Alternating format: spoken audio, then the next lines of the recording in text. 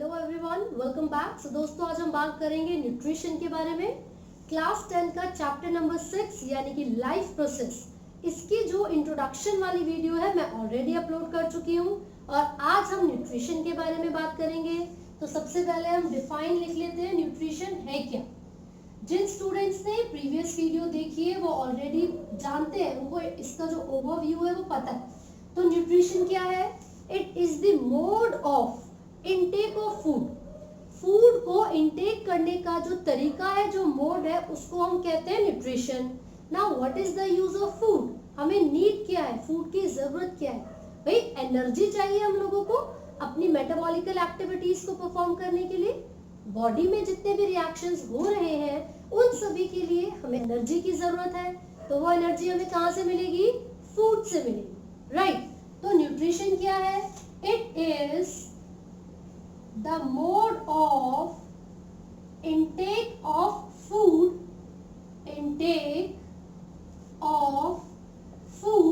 किस चीज के लिए? भाई एनर्जी के लिए ना। और एनर्जी क्या करवाएगी? हमारी एक्टिविटीज को मेंटेन करवाएगी, बॉडी के स्टेट ऑफ ऑर्डर को मेंटेन रखेगी। तो लिख लेते हैं, it is the mode of intake of food in order to maintain the state of body या फिर the state of living organism. ठीक है, maintain the state of body. और इन सब चीजों में क्या क्या इंक्लूडेड होगा? हमारी ग्रोथ के लिए चाहिए हमें एनर्जी यानी कि फूड, डेवलपमेंट के लिए चाहिए ग्रोथ, डेवलपमेंट एक्सेट्रा। ठीक है, तो न्यूट्रिशन क्या है? It is the process of intake of food, right. It is the process or mode of intake of food in order to maintain the state of body. हमारी body की growth के लिए, development के लिए और बाकी एक्टिविटीज को perform करने के लिए फूड की जरूरत होगी। अब आप देखोगे अलग अलग ऑर्गेनिजम्स फूड को अलग अलग तरीके से इंटेक करेंगे। जैसे कि कोई सिंपल ऑर्गेनिज्म है, एक यूनिसेल्युलर मतलब सिंगल सेल, तो उसको फूड को इंटेक करने के लिए बहुत ज्यादा हार्ड वर्क नहीं करना पड़ रहा है, कोई एक कॉम्प्लेक्स सिस्टम नहीं है उसकी बॉडी में। तो हो सकता है कि वो अपनी पूरी बॉडी के सरफेस का इस्तेमाल करे और फूड को इंटेक कर ले, राइट। लेकिन अगर हम हायर ऑर्गेनिजम्स की बात करेंगे तो उनके अंदर proper step by step reactions चलेंगे और उन्हीं रिएक्शंस के रिजल्ट में फूड को इंटेक भी किया जाएगा और फूड को डाइजेस्ट भी किया जाएगा। क्लियर है? तो सबसे पहले मैं आपको बता दूं, न्यूट्रिशन के 2 टाइप्स होते हैं और ये कौन कौन से टाइप्स हैं जरा देख लेते हैं। Autotrophic mode of nutrition, this one is the first. और दूसरा क्या है? Heterotrophic mode of nutrition. लेकिन आज की वीडियो में हम ऑटोट्रोपिक मोड ऑफ न्यूट्रिशन को डिटेल में पढ़ेंगे। तो देखिए, ऑटोट्रोपिक मोड ऑफ न्यूट्रिशन का मतलब क्या है? ये एक ऐसा तरीका है जिसमें हम बात कर रहे हैं ग्रीन प्लांट्स के बारे में। ऑटोट्रोपिक ऐसे प्लांट्स हैं, ऐसे ऑर्गेनिजम्स हैं जो कि अपना खाना खुद प्रिपेयर करेंगे सनलाइट और क्लोरोफिल का यूज करके। लेकिन हेट्रोट्रोपिक वो ऑर्गेनिजम्स हैं जो अपने फूड के लिए दूसरों के ऊपर डिपेंड करते हैं। ठीक है, ये भी हो सकता है कि वो डायरेक्टली प्लांट्स के ऊपर डिपेंड करें या फिर इनडायरेक्टली प्लांट्स के ऊपर भी डिपेंड कर सकते हैं। तो ऑटोट्रोपिक के लिए ये कैसा न्यूट्रिशन है? द न्यूट्रिशन या फिर वो सभी ऑर्गेनिजम्स आएंगे इसके अंदर in which living organisms prepare their own food. Living organisms prepare their own food, तो उसको बोलते हैं autotrophic mode of nutrition.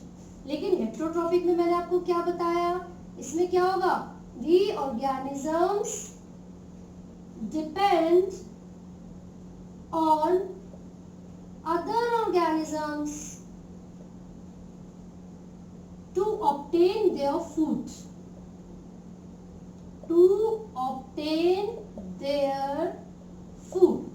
Clear है?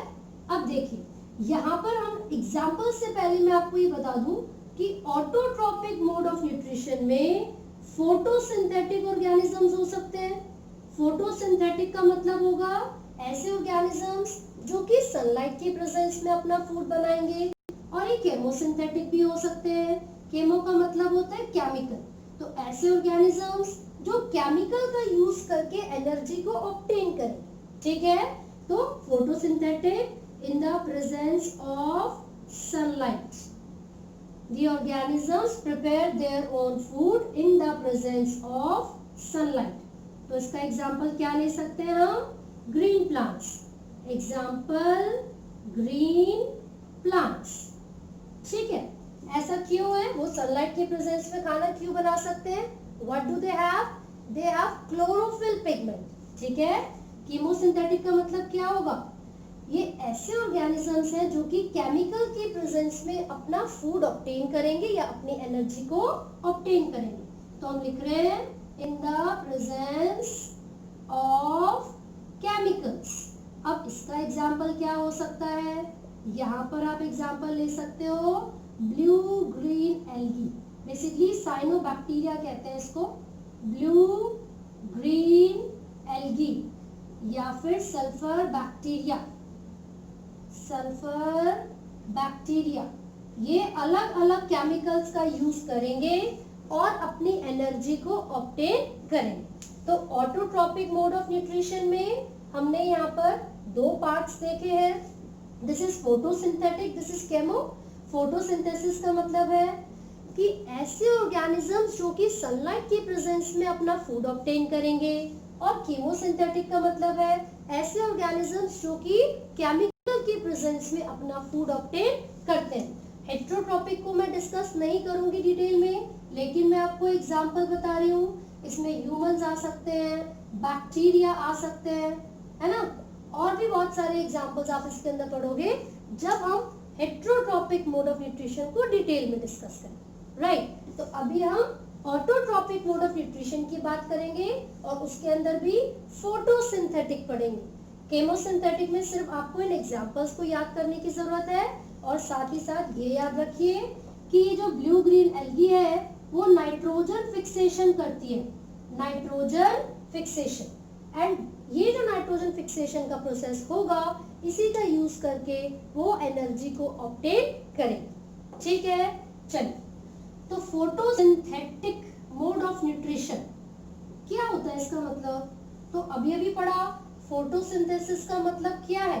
फोटोसिंथेसिस का मतलब है सनलाइट की प्रेजेंस में फूड की फॉर्मेशन करना। कौन करेगा? Green plants. तो हम यहाँ पर लिख लेते हैं ऑटोट्रोपिक न्यूट्रिशन, है ना। चलिए, तो एग्जाम्पल में we are discussing about green plants. Green आप लगा लेना, ठीक है। तो देखो बेसिकली क्या होता है, ग्रीन प्लांट्स कैसे फूड को ऑब्टेन करेंगे? एटमॉस्फेयर में से कार्बन डाइऑक्साइड को और वाटर को एब्जॉर्ब करते हैं। एटमॉस्फेयर से कुछ इनऑर्गेनिक सब्सटेंसेस को और ऑर्गेनिक सब्सटेंसेस को ऑब्टेन करेंगे, और उसके रिजल्ट में कार्बोहाइड्रेट्स यानी कि शुगर की फॉर्मेशन करते हैं। क्यों? ताकि उनको एनर्जी मिल सके। तो ग्रीन प्लांट्स यहाँ पर मैं बताऊंगी कैसे ऑब्टेन करते हैं। पहले आप एक स्ट्रक्चर देखिए, ये लीफ है। प्लांट्स के अंदर फूड की फॉर्मेशन कहाँ होती है? लीफ में। प्लांट्स के अंदर फूड की फॉर्मेशन का जो प्रोसेस है उसको क्या कहते हैं? फोटोसिंथेसिस। फोटोसिंथेसिस। फोटोसिंथेसिस कहाँ चलेगा? लीफ में चलेगा। लीफ की सरफेस पर क्या होते हैं? स्टोमेटा होते हैं। अब ये स्टोमेटा क्या है? These are minute pores। Stomata leaf के सरफेस पर कुछ छोटे छोटे पोर, छेद होते हैं जो कि एक्सचेंज ऑफ गैसेस भी करवाएंगे, वाटर की मूवमेंट भी करवाते हैं और वाटर का लॉस भी करवाएंगे, ठीक है। मैं यहाँ पर आपको स्टोमेटा का स्ट्रक्चर बना के दिखा देती हूँ। तो यहाँ पर आप देखोगे ये बीन शेप स्ट्रक्चर आपको दिख रहा है, ये कहलाते हैं guard cells. These are guard cells, ठीक है। इनके अंदर प्रेजेंट है क्लोरोप्लास्ट। ये क्या बनाया है मैंने? These are chloroplast. तो लेबल कर रहे हैं हम साथ साथ। अब क्लोरोप्लास्ट कहाँ से आ गया भाई? इसका फंक्शन क्या है? क्लोरोप्लास्ट एक ऐसा स्ट्रक्चर है जो कि कैरी करता है क्लोरोफिल पिगमेंट को। किसको कैरी करेगा? क्लोरोफिल पिगमेंट को। And you will observe some pores which are called stomatal pores. क्या होंगे? स्टोमेटा या फिर स्टोमेटल पोर्स। ये पूरा स्ट्रक्चर हमने बनाया है एक कंप्लीट स्टोमेटा के अपैरेटस का, जिसमें आपको स्टोमेटल पोर्स दिखेंगे। ये जो बीन शेप स्ट्रक्चर दिख रहे हैं, ये दोनों क्या है? गार्ड सेल्स है। यहाँ पर क्लोरोप्लास्ट है और क्लोरोप्लास्ट के अंदर क्लोरोफिल पिगमेंट है। इसी के जैसा एक और स्ट्रक्चर मैं आपको बना के दिखा रही हूँ। It is like this.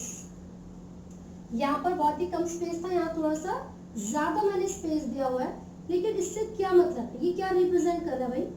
मैं आपको बताती हूँ। ये रिप्रेजेंट कर रहा है कि ये जो स्टोमेटा हमने यहाँ पर बनाया है ओपन स्टोमेटा है। ये कैसा स्टोमेटा है? This is open stomata. और ये जो पहले हमने बनाया था वो कैसा था? Closed stomata. ऐसा क्यों भाई? ये ओपन स्टोमेटा है, ये क्लोज्ड है। ऐसा क्यों? ऐसा इसलिए होता है क्योंकि जब गार्ड सेल्स के अंदर वाटर की एंट्री होगी, जब गार्ड सेल्स के अंदर वाटर की एंट्री होगी तो गार्ड सेल्स स्वेल कर जाते हैं।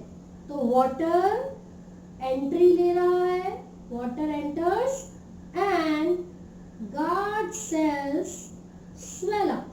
गार्ड सेल्स क्या कर जाते हैं? स्वेल कर जाते हैं। लेकिन इस वाले डायग्राम में क्या रिप्रेजेंट किया जा रहा है?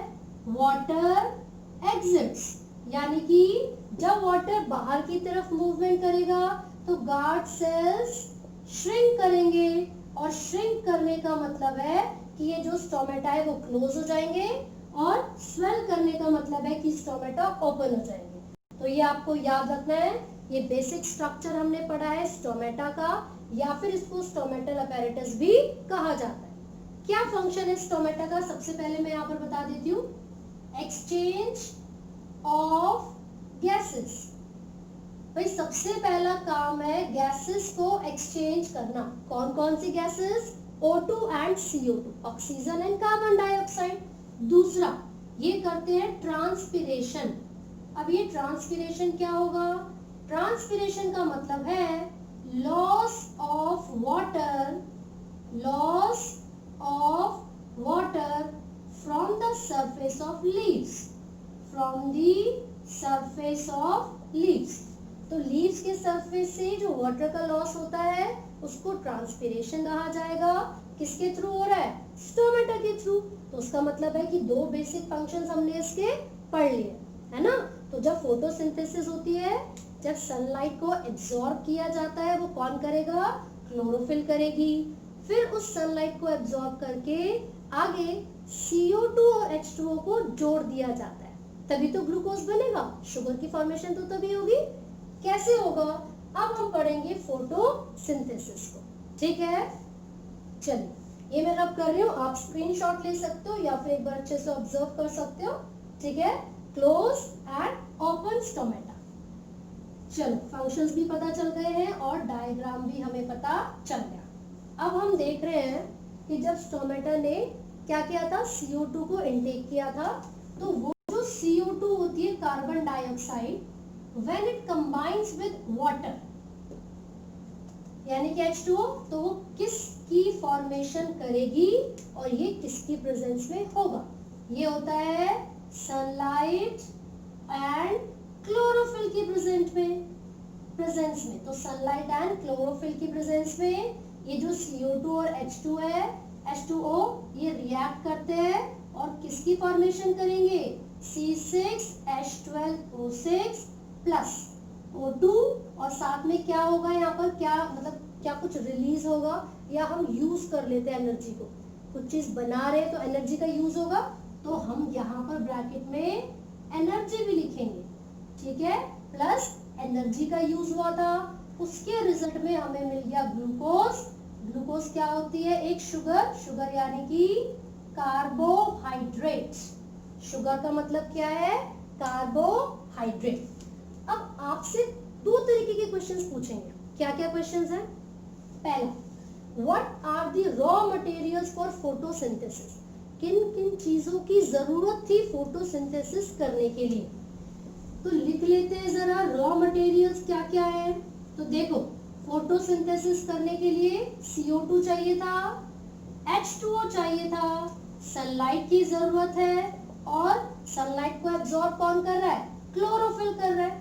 तो ये चारों ही चीजें बहुत जरूरी हैं फोटोसिंथेसिस करने के लिए, तो इसीलिए इनको कहा जाता है रॉ मटेरियल ऑफ फोटोसिंथेसिस।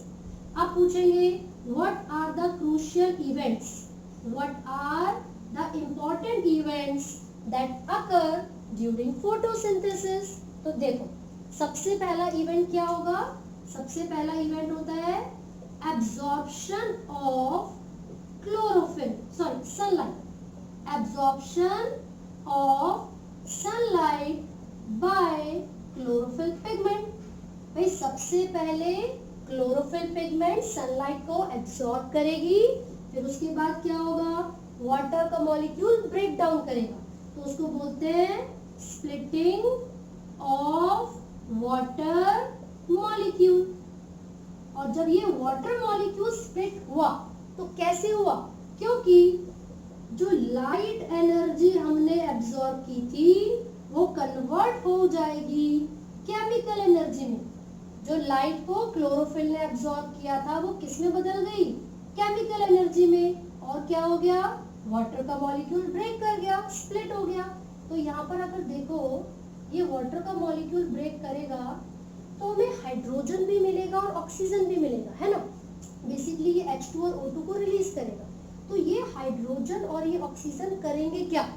ये हाइड्रोजन जाकर कार्बन डाइऑक्साइड के साथ जुड़ेगा, जिसको कहा जाता है कि रिडक्शन ऑफ CO2 हो गया। रिडक्शन का मतलब क्या है? रिड्यूस होना, मतलब एडिशन ऑफ हाइड्रोजन। तो थर्ड और इम्पोर्टेंट स्टेप क्या है? Reduction of carbon dioxide CO2 to produce carbohydrates यानी कि शुगर। तो कार्बोहाइड्रेट यानी कि ग्लूकोज को प्रोड्यूस करने के लिए एंड ऑक्सीजन गैस को प्रोड्यूस कर दिया गया। और ये कब हुआ? जब हाइड्रोजन जाकर CO2 के साथ जुड़ गया तो उसने बना लिया C6H12O6।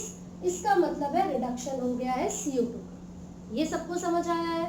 अच्छा, अगर कभी ऐसा हो प्लांट में कि ग्लूकोज एक्स्ट्रा बच जाए, है ना, कभी ऐसा हो सकता है कि जितनी हमें नीड थी, जितनी हमें जरूरत थी, उतना एनर्जी हमने एब्सॉर्ब कर ली है, अब हमारे पास एक्सेस में ग्लूकोज बचा हुआ है। सो इन केस ऑफ प्लांट्स जो इमीडिएटली यूज नहीं होता है ग्लूकोज, उसको स्टोर कर लिया जाता है in the form of starch. ये आप कॉपी कर सकते हो, तीनों important events and raw material. Products क्या क्या बनेगा? Glucose and O2। तो मैं आपको बता रही हूँ यहाँ पर कि जब भी प्लांट्स में ग्लूकोज को स्टोर किया जाएगा, स्टोरेज ऑफ ग्लूकोज प्लांट्स में किस फॉर्म में स्टोर किया जाता है? स्टार्च की फॉर्म में। एनिमल्स में किस फॉर्म में स्टोर किया जाता है? ग्लाइकोजन की फॉर्म में। So you need to remember this, ये आपको याद रखना है, राइट। और क्योंकि हम बार बार फोटो यानी कि सनलाइट की बात कर रहे हैं, तो ये प्रोसेस सनलाइट के ऊपर डिपेंड करेगा, फूड की फॉर्मेशन का जो प्रोसेस है।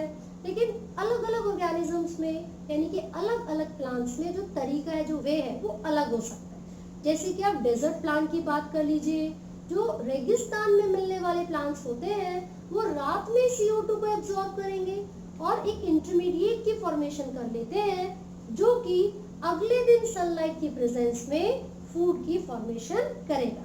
तो इसका मतलब है प्लांट्स में भी ये जो प्रोसेस है वो वेरी कर सकता है। क्लियर हो गया? तो this is all in the autotrophic mode of nutrition. इसको आप बहुत अच्छे से पढ़िए और अगर आपको कोई भी डाउट है तो आप कमेंट कर सकते हैं। And do not forget to like, share and subscribe. Thank you.